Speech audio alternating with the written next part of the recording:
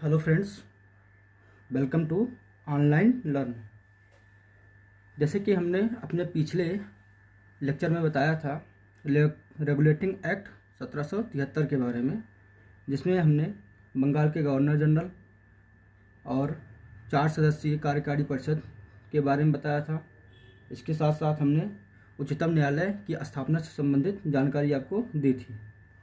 आज हम बात करेंगे एक्ट ऑफ सेटलमेंट 1781 के बारे में, जो कि रेगुलेटिंग एक्ट 1773 के संशोधन के रूप में लाया गया था, क्योंकि जो कमियां रेगुलेटिंग एक्ट 1773 में थी उनको दूर करने के लिए एक्ट ऑफ सेटलमेंट लाया गया था।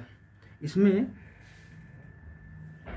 कलकत्ता के सरकार को बंगाल, बिहार और उड़ीसा के लिए विधि बनाने की शक्ति प्रदान कर दी गई थी एक्ट ऑफ सेटलमेंट के द्वारा। और इसी एक्ट के अंतर्गत गवर्नर जनरल को की परिषद और सर्वोच्च न्यायालय के बीच संबंधों का सीमांकन करने के लिए कहा गया था, जिसमें कहा गया था कि सर्वोच्च न्यायालय कंपनी के कर्मचारियों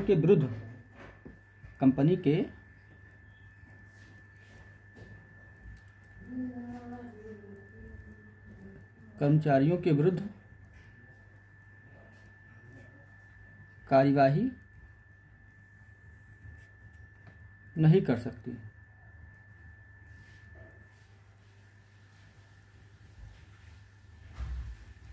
अर्थात कंपनी के अधिकारी शासकीय रूप से किए गए अपने कार्य के लिए सर्वोच्च न्यायालय के क्षेत्राधिकार से बाहर हो गए थे। और इसके साथ साथ इस एक्ट में यह भी कहा गया था कि जो न्यायालय की आज्ञा या आदेश होते हैं और जो सरकार के नियम या कानून बनाए जाएंगे, न्यायालय के आदेश और सरकार के कानून जो बनाए जाएंगे उनमें भारत के सामाजिक धार्मिक रीति रिवाजों का सम्मान करने का निर्देश दिया गया था। इसके बाद पिट्स इंडिया एक्ट 1784 आया, जिसे तत्कालीन प्रधानमंत्री विलियम पिट्स ने ब्रिटिश संसद में प्रस्तुत किया था। इसमें कोर्ट्स ऑफ डायरेक्टर को जो होता है कंपनी के व्यापारिक मामलों के मॉनिटरिंग की अनुमति दी गई, और इसमें एक नया बोर्ड गठन किया गया, बोर्ड ऑफ कंट्रोल, जिसे हम बीओडी के नाम से भी जानते हैं। इसे हिंदी में नियंत्रण बोर्ड कहा जाता है। यह जो होता है राजनीतिक मामलों के प्रबंधन के लिए बनाया गया था, यानी कि कंपनी के व्यापारिक मामलों के प्रबंधन के लिए कोर्ट ऑफ डायरेक्टर्स, इसे हम शॉर्ट फॉर्म में सीओडी के रूप में याद कर सकते हैं, और राजनीतिक मामलों के प्रबंधन के लिए बोर्ड ऑफ कंट्रोल, जिसे हम नियंत्रक बोर्ड भी कहते हैं, के लिए बनाया गया था। इस तरह भारत में पहली बार द्वैध शासन की शुरुआत हुई।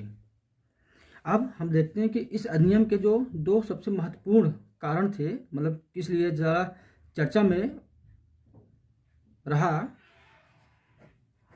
इसके पहला कारण था कि जो कंपनी के अंतर्गत जो क्षेत्र थे उनको ब्रिटिश अधिपत्य क्षेत्र कहा गया, और ब्रिटिश सरकार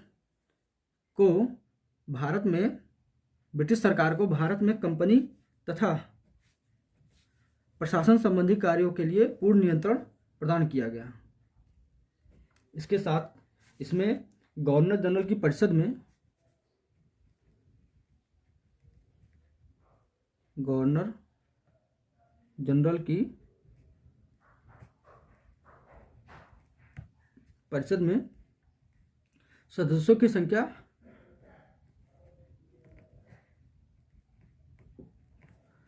4 से घटाकर 3 कर दी गई।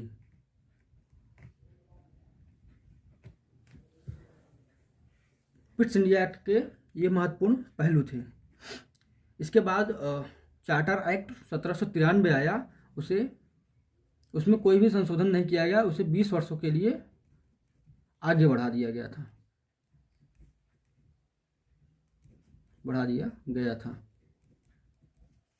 Charter act 1793। इस तरह इसमें कुछ संशोधन नहीं किया गया था। अब हम आगे चार्टर एक्ट 1813 पढ़ेंगे। आज के लिए बस इतना ही।